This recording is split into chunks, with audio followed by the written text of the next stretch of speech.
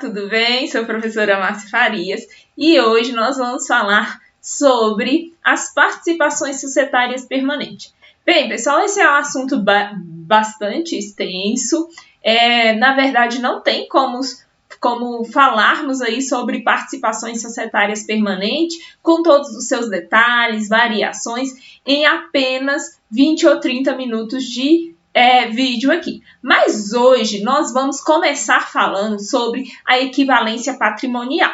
E se você não sabe o que é isso, fica tranquilo que eu vou te explicar. Bem, pessoal, quando a gente fala de investimentos permanentes, nós vamos estar falando de participações em que a empresa tem em outras empresas. Então, nós vamos ver que as participações societárias é a compra de ações ou cotas de empresas já existentes. Então, quando eu sou dono de uma cota ou de ações em outra empresa, eu tenho aí o que nós chamamos de participação societária. E no mundo empresarial é o seguinte: se a empresa adquirir ações ou cota de outra empresa, sem a intenção de comercializar essas ações ou cota, isso daí nós chamamos de investimento permanente, porque a entidade não sabe por quanto tempo ela vai ficar com essas ações ou essas cotas. Por isso, nós iremos classificar isso como um investimento permanente. Sendo um investimento, essa aquisição, sendo um investimento permanente, eu vou ter que contabilizar, não é verdade? Assim como eu contabilizo ali a compra de estoque na empresa, contabilizo os ativos, será necessário fazer uma contabilização. Logo, essa aquisição será reconhecida e registrada no grupo do ativo não circulante, lá no subgrupo investimento, dentro de uma conta chamada conta de participações societárias permanente, porque nós não sabemos por quanto tempo essa empresa vai ficar aí com esse investimento.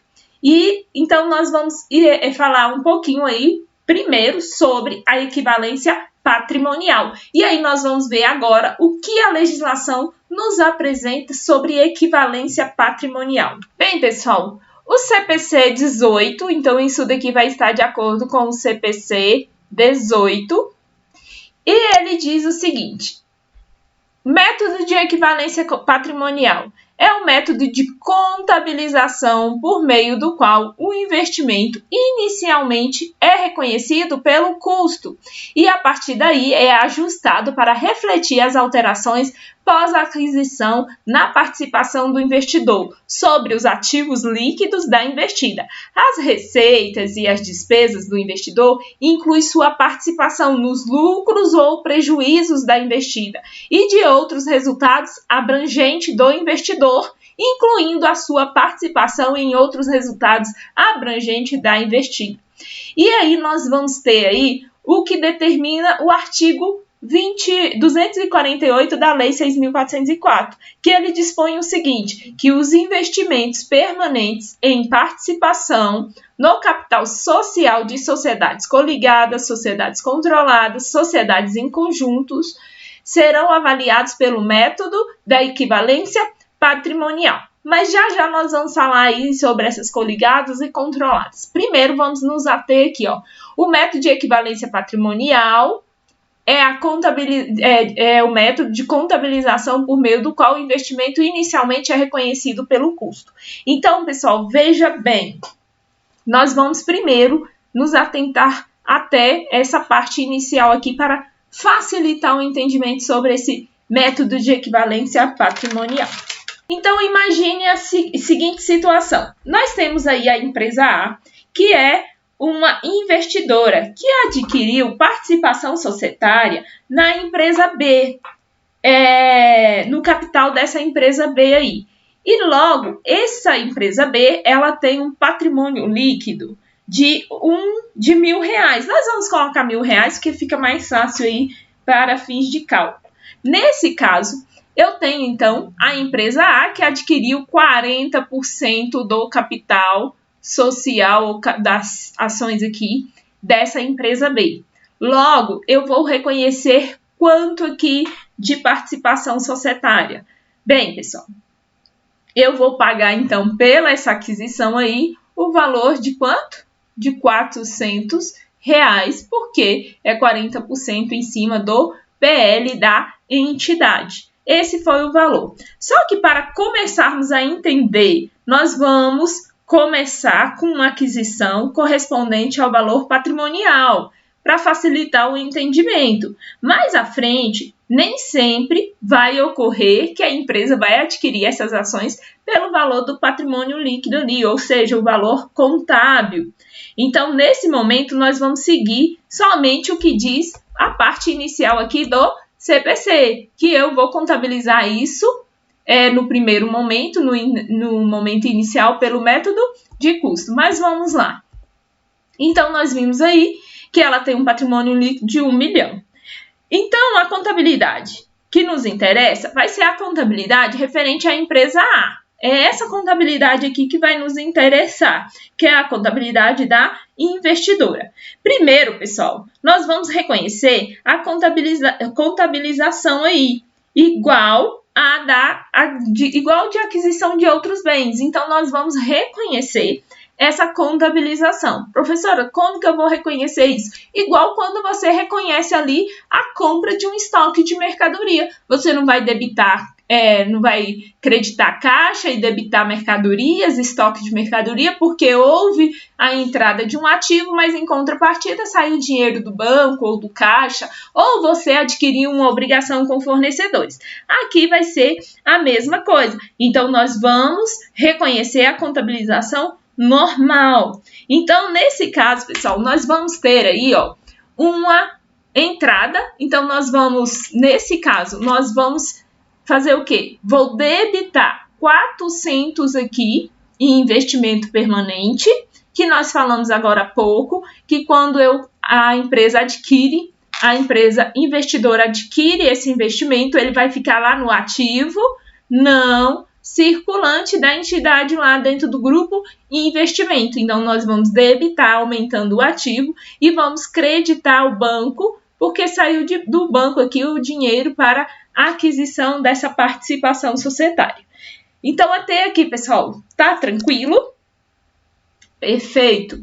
Então, nós vamos verificar que isso daí vai ficar registrado lá no ativo não circulante dentro do subgrupo investimento na conta participação societária e investimento em B. No valor de quanto? De 400 mil. De R$400 aí, que é o valor bem simbólico aqui, só para fins de cálculo. Então, pessoal, o que a legislação fala?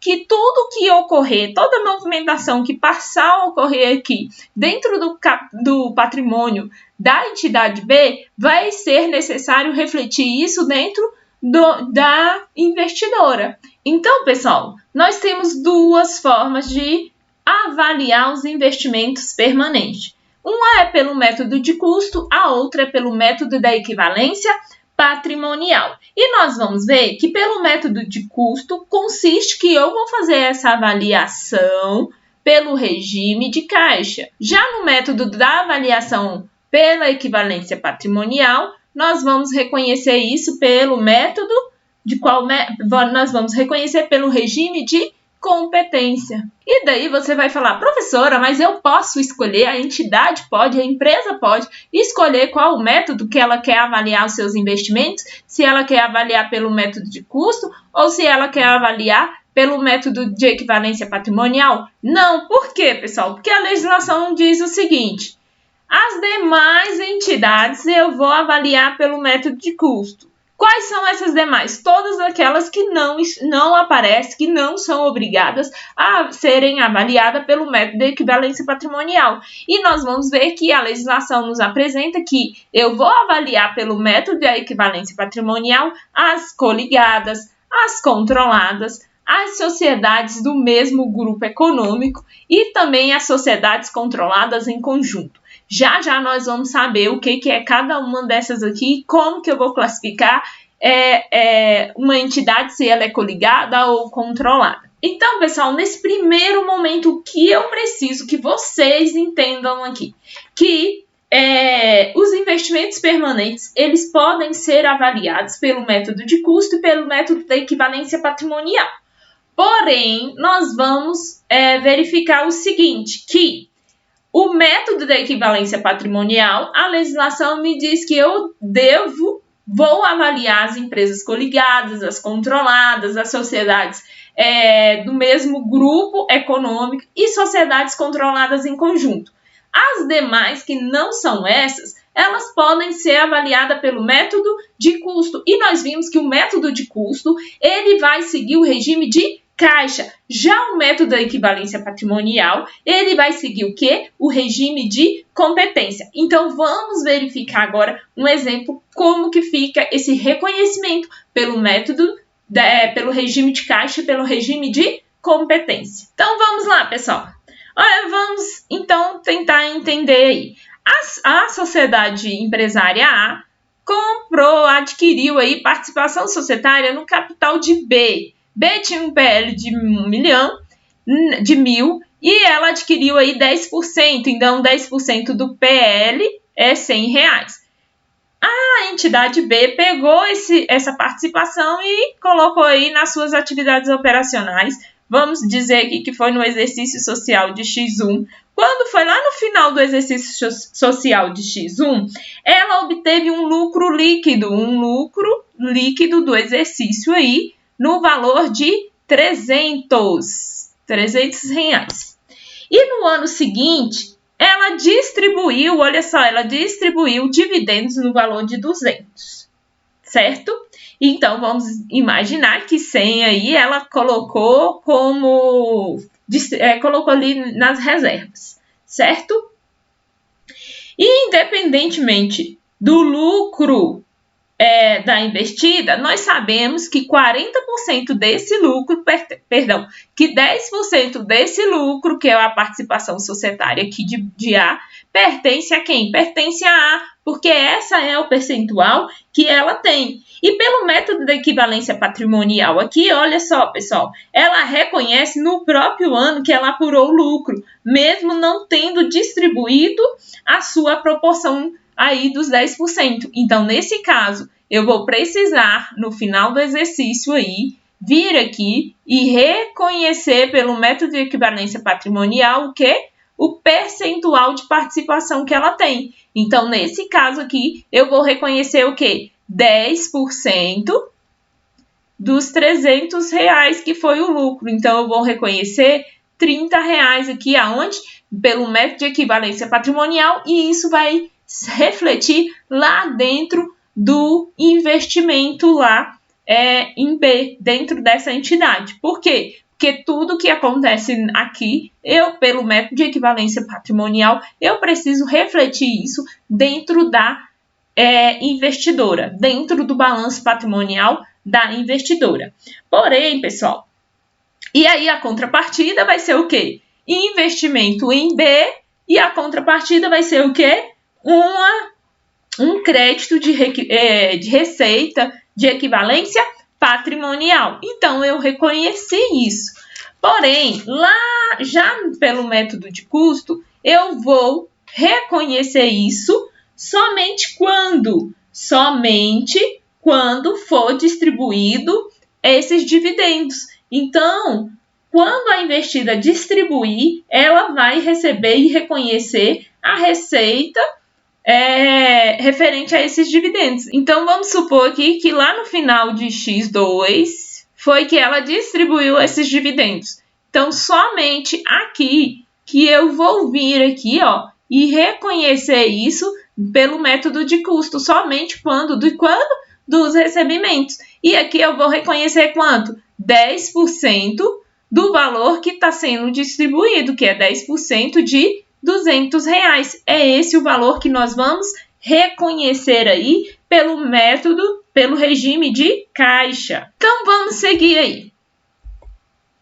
Então, imagine o seguinte, o que a legislação nos diz? A legislação diz o seguinte, o investimento avaliado pelo método de equivalência patrimonial inicialmente é reconhecido ao custo e posteriormente é ajustado pela aquisição de percentuais de participação no capital da investida, nos lucros ou prejuízos do exercício apurado pela investida. E olha só, pessoal, essas variações são reconhecidas no resultado do exercício da investidora. Assim, quando a investidora apura um lucro líquido, a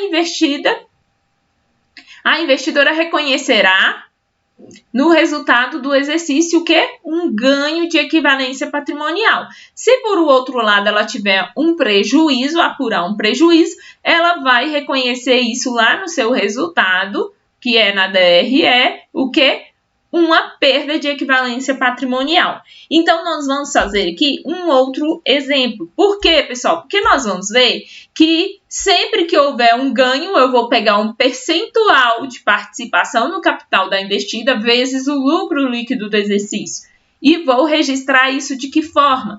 Equivalência patrimonial no investimento X, e a contrapartida vai ser uma receita de equivalência patrimonial. Se houve um prejuízo, vou pegar o percentual de participação do capital nessa investida e vou multiplicar pelo prejuízo. E qual vai ser aí o lançamento? Nós vamos creditar equivalência patrimonial no investimento X e debitar uma perda de equivalência patrimonial. Mas isso já fica mais fácil aí quando nós formos fazer um outro exemplo aí. Mas antes de fazer um exemplo, vamos aqui saber o que é uma coligada. O que é uma coligada? Pessoal, isso daqui está lá no CPC 18. Vamos lá. CPC 18 que diz que coligada é a entidade sobre a qual o investidor tem influência significativa. E o que é uma influência significativa? Influência significativa, pessoal, é o poder de participar das decisões sobre políticas financeiras e operacionais de uma investida, mas sem que haja o controle individual ou em conjunto dessas políticas. Professora, como que é isso? É fácil eu identificar o que é uma influência significativa? Bem, pessoal, nós vamos ver o seguinte, que a própria legislação diz o seguinte, que para ser coligada é necessário ter o quê? Uma influência significativa. No nosso dia a dia, é mais fácil eu identificar, na prática contábil, é mais fácil eu identificar essa influência significativa. Porém, aqui, na teoria, acaba ficando um pouco mais complexo. Mas vamos lá que você vai entender aí com tranquilidade sobre essa influência significativa. Olha só, o CPC diz que influência significativa é aquela entidade que tem o poder de participar das decisões políticas e financeiras e operacionais da investida, certo? Mas aí ele vem com a presunção, porque ele diz o seguinte, que se o investidor, direto ou indiretamente, mantém 20% ou mais do poder de voto da investida, presume-se que ela tem uma influência significativa. Aí ele fala, a menos que ela possa demonstrar o contrário. Aí ele vem com outra presunção. Ele diz assim, se o investidor detém, direto ou indiretamente, por meio de controladas, por exemplo, menos de 20% do capital de voto, de poder de voto da investida, a presunção presume-se que ele não tem influência significativa. Aí ela fala, a menos que essa influência significativa possa ser claramente demonstrada. E aí, o que significa isso que a legislação nos apresenta? O que a legislação fala? Ela nos apresenta ali uma presunção. E ela diz que é muito relativa em relação a essa influência significativa. Então, imagine o seguinte, não é porque tem 25% ou acima de 25% que isso vai determinar que ela tem influência significativa. Não, além de ter esses 20% ou 25% ali, ela tem que deixar claramente, apresentar claramente, demonstrar que ela tem essa influência significativa ali por meio de voto, por meio de quê?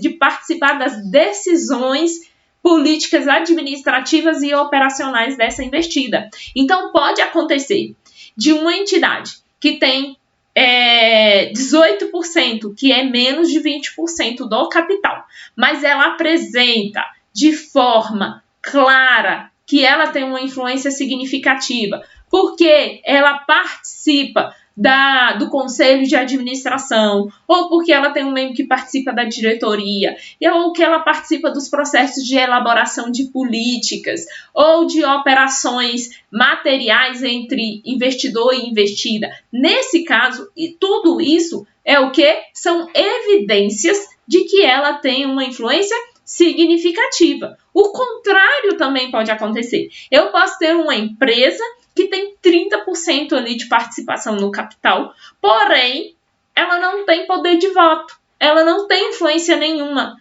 Então, nesse caso, ainda que ela tenha esses 30%, ela não vai ser uma coligada. Por quê? Porque ela deixou claramente que ela não tem poder de voto, ela não tem influência significativa. E já aquela que tem os 18%, ela demonstrou claramente, através de evidências, que ela tem influência significativa, porque ela tem representação no conselho da administração, na diretoria, ela tem participação nos processos de elaboração políticas ali, decisões sobre a distribuição dos dividendos, em operações materiais entre investidor e investida. Então, tudo isso demonstra que ela tem, sim, essa influência significativa. Tendo essa influência significativa, eu vou avaliar pelo método de equivalência patrimonial, que é o que nós estamos vendo aí.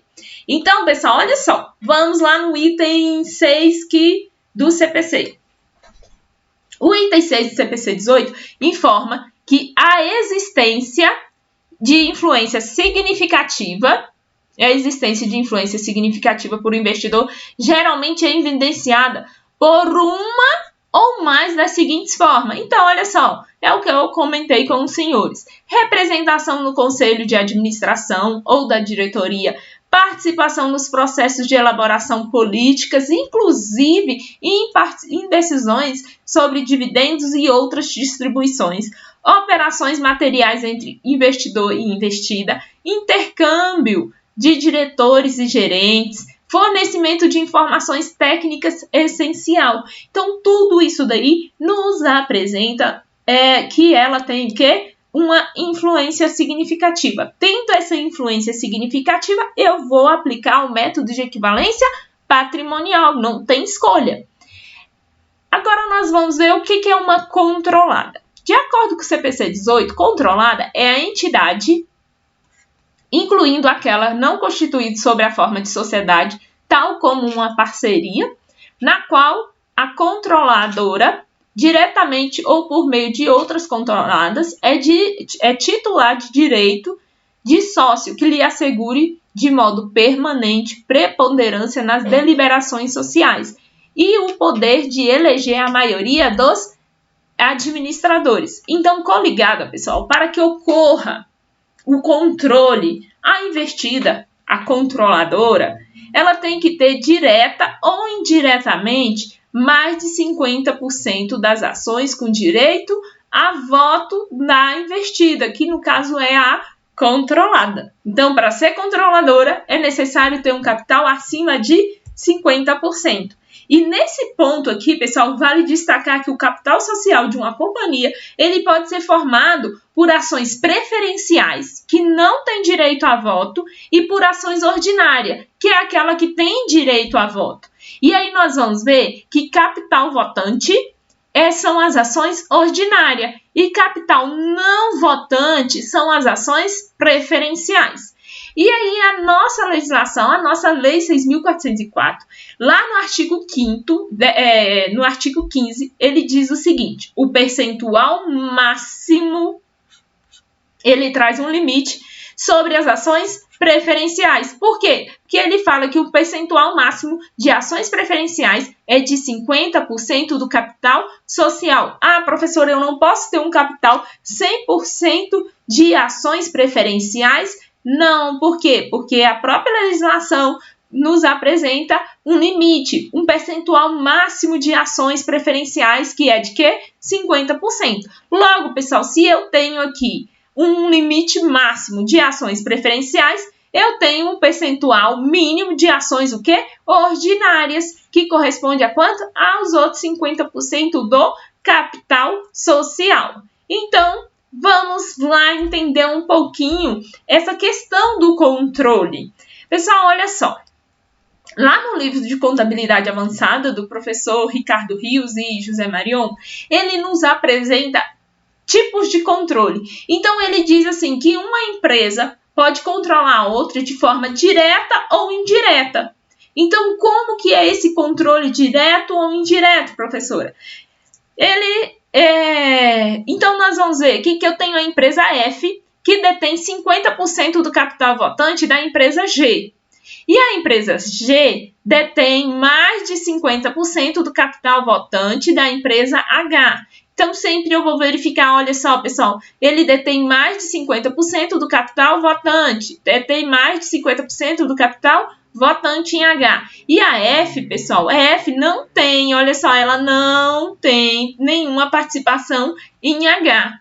O que eu posso concluir dessas informações? Nós podemos concluir dessas informações aí apresentadas que a empresa F, pessoal, ela tem um controle direto dentro da empresa G. Ela tem controle direto sobre G. E a empresa G, ela tem um controle direto sobre a empresa H.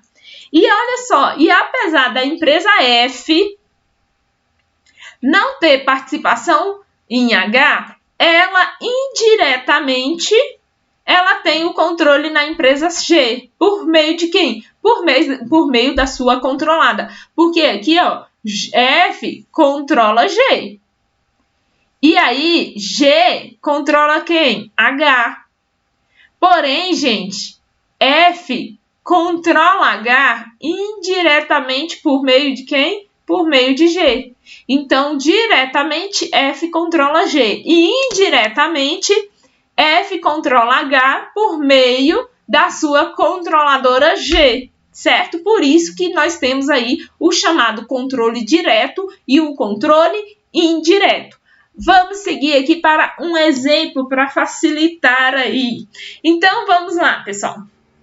Imagine que B tem um lucro no final do exercício aqui, ó, ele obteve um lucro, vamos imaginar aqui que ele teve um lucro aí de 300 no final do exercício. E que desse lucro aqui, ele resolveu distribuir dividendo de 100. Os outros 200 ele colocou lá em reservas, certo? Então, nesse caso aí, como que fica essa situação? Então, dentro da empresa B aqui, nós vamos ter um patrimônio líquido inicial que era de 100. Depois, ele teve aí um lucro de 300, certo? No final do exercício aqui. Então, aqui é o exercício social, vamos supor aí, de X1. E aqui eu tenho o exercício social de X2. Então, no final do exercício social de X1, ele obteve um lucro, eu reconheci esse lucro aqui dentro. E ele resolveu depois, lá no final de X2, pegar desse lucro, distribuir em dividendos 100.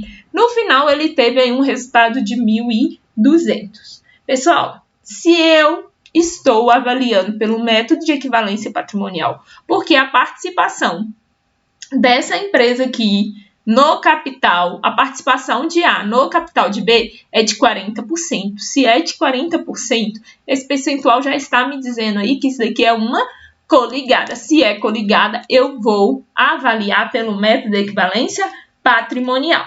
E aí nós sabemos que tudo que acontece no PL da investida, eu preciso refletir isso dentro do patrimônio aqui, dentro do balanço patrimonial da investidora. Tudo que ocorre no patrimônio da investida, eu preciso refletir isso nas demonstrações contábeis da investidora. Então, no primeiro momento aqui, nós debitamos o quê? Debitamos investimento, porque ele adquiriu esse investimento por 400, que foi 40% do PL aqui. E creditamos banco, porque saiu o dinheiro do banco. No segundo momento, Ele aplicou isso daí no exercício social, no final do exercício ele obteve um lucro de 300, esse lucro de 300 apareceu aumentando o patrimônio dessa entidade. Logo, se aumentou o patrimônio de B, eu preciso refletir esse aumento aqui dentro de A.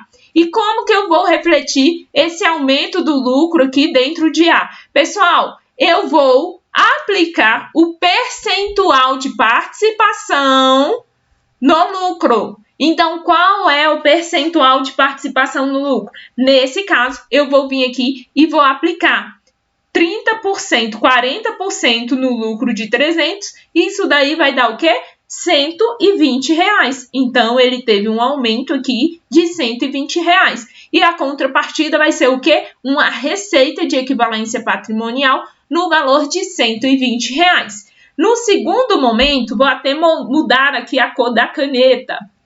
No segundo momento, pessoal, lá no final de X2, ele teve a distribuição de dividendos, logo teve uma saída, uma redução no PL dessa entidade. Se teve uma redução no PL da investida, eu preciso refletir isso dentro das demonstrações contábeis da investidora. Nesse caso, teve uma redução por conta dessa distribuição de dividendos, então eu vou pegar 40% dos dividendos distribuídos e vou reconhecer aqui. Logo, nós vamos ter o quê? Eu vou creditar 40% de R$100 é quanto? R$40. Eu vou creditar investimento, diminuindo o valor do investimento, e a contrapartida desse daqui vai ser o quê?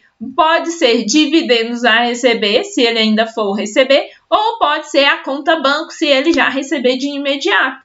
Então, a contrapartida do dividendos, eu vou debitar dividendos a receber ou banco e creditar o quê? Investimento. Por quê? Porque toda movimentação que ocorrer para mais ou para menos, eu preciso refletir isso. E aí, no final do exercício, eu vou ter aqui, olha só, 400 mais 120 menos 40, eu vou ter no final aqui quanto? 480. Pessoal, 480. Esse valor, ele precisa refletir o resultado aqui também. Então, o que que eu vou fazer? Vamos ver quanto dá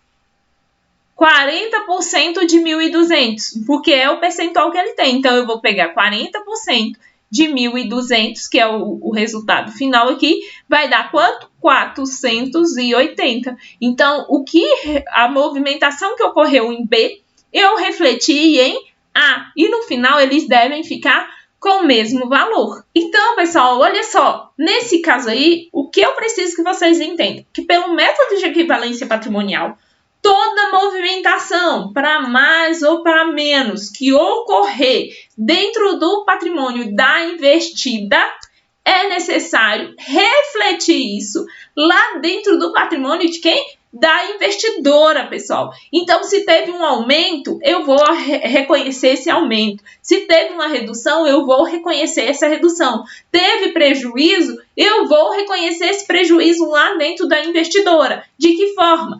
Vou creditar participação societárias permanente e a contrapartida vai ser uma perda de resultado por equivalência patrimonial. Então, tudo que acontecer lá dentro do PL da investida é necessário refletir dentro das demonstrações contábeis da investidora, certo? E no final, quando eu pegar o percentual de participação e aplicar sobre o lucro, sobre o patrimônio dessa entidade B, que é a investida, ele tem que dar o mesmo valor que eu tenho registrado lá dentro do meu ativo investimentos lá permanentes, ele tem que dar o mesmo valor. Vamos fazer um exercício para facilitar o entendimento. Bem, pessoal, vamos ver aí agora na prática se estamos entendendo essa questão da equivalência patrimonial.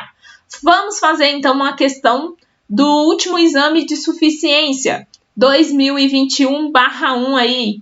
Vamos lá. Ele diz o seguinte: no dia 22/3/2020, a empresa investidora SA adquiriu 65% do patrimônio líquido da investida SA. pelo montante total de 2.600.000. Então, ele está falando para mim que ele adquiriu 65% do PL por 2.600.000. Na data dessa negociação, o patrimônio líquido da investida, SA, era composto da seguinte forma. Então, ele tem um capital subscrito de 4.500.000, um capital a integralizar de 800, uma reserva de capital de 80, reserva legal de 150, ações em tesouraria de 70 e reserva de dividendos a não distribuído de 140. Aí ele diz, no final do exercício de X20, no final do exercício de 2020, a firma SA apresentou um patrimônio líquido, olha só, o final do patrimônio foi 4.320.000. Considerando exclusivamente as informações dadas, informe o lançamento contábil a ser efetuado pela firma investidora. Então, ele quer saber como que ficou aí, qual o lançamento que eu vou fazer na investidora, para reconhecer a equivalência patrimonial no final do exercício de X20. Aí, ele me deu aí algumas alternativas. Vamos então aí à resolução da questão. Primeiro, ele me informou que a investidora possui 65% de participação no patrimônio da investida. Podemos perceber que trata-se de quê?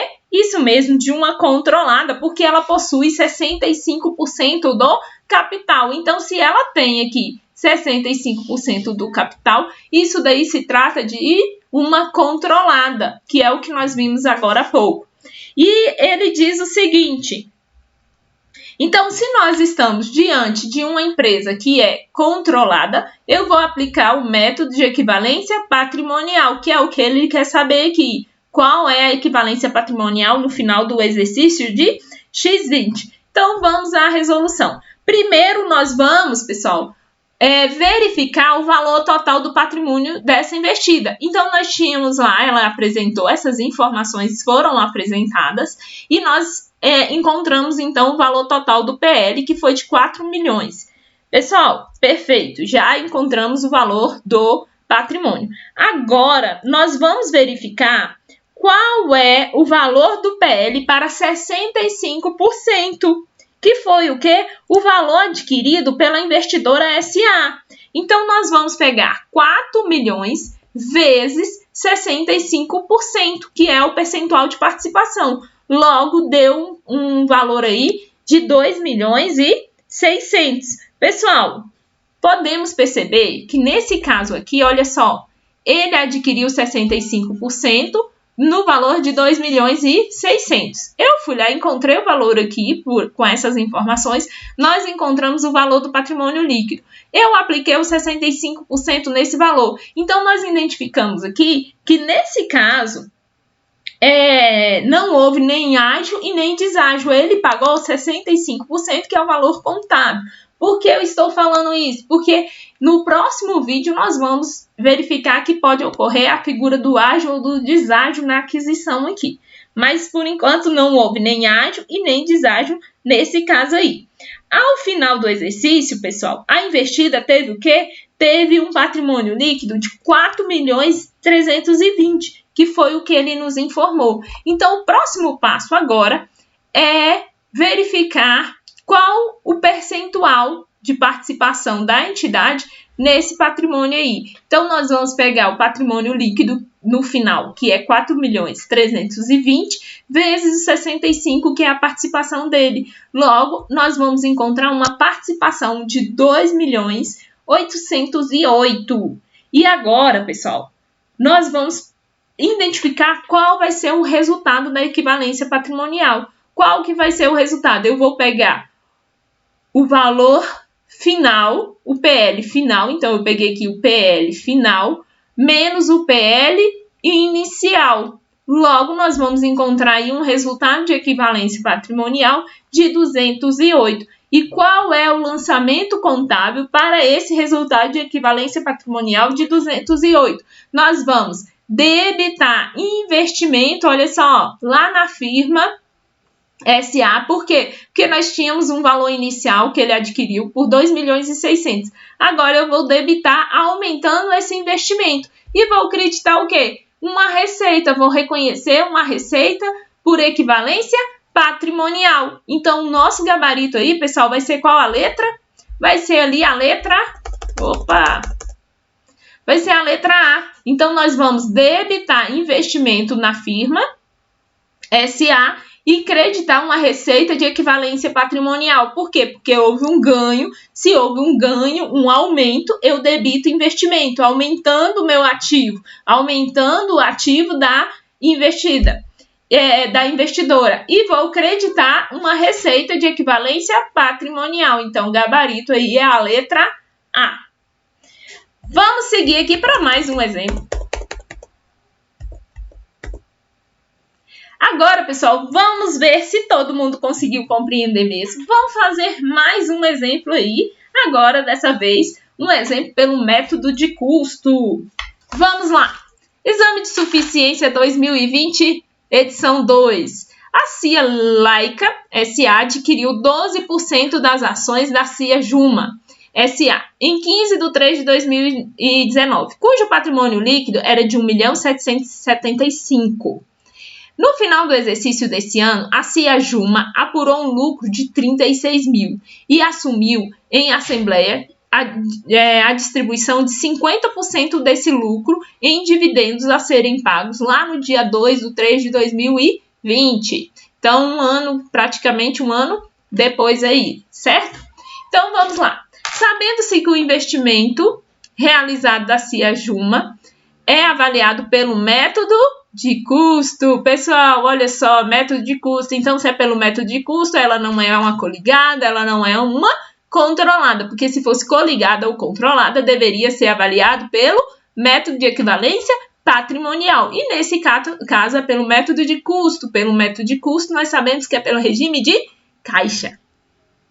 Então, qual o lançamento contábil a ser contabilizado para registrar a distribuição dos dividendos, pessoal? Lá em 31 de 12 de 2019, que vai ser pago somente, olha só, lá no exercício seguinte. Então, dia 31 eu vou reconhecer, vou registrar essa distribuição, porém ela vai ser paga ainda só no mês 3. Então, vamos lá, vamos verificar como fica a resolução dessa questão. Então, olha só, primeiro passo, nós vamos encontrar o valor de dividendos a distribuir pela CIA Juma. E como vai ficar isso daí? Nós vamos pegar dividendos a distribuir, vai ser igual ao percentual de distribuição ali determinado para distribuir esses dividendos, que foi quanto?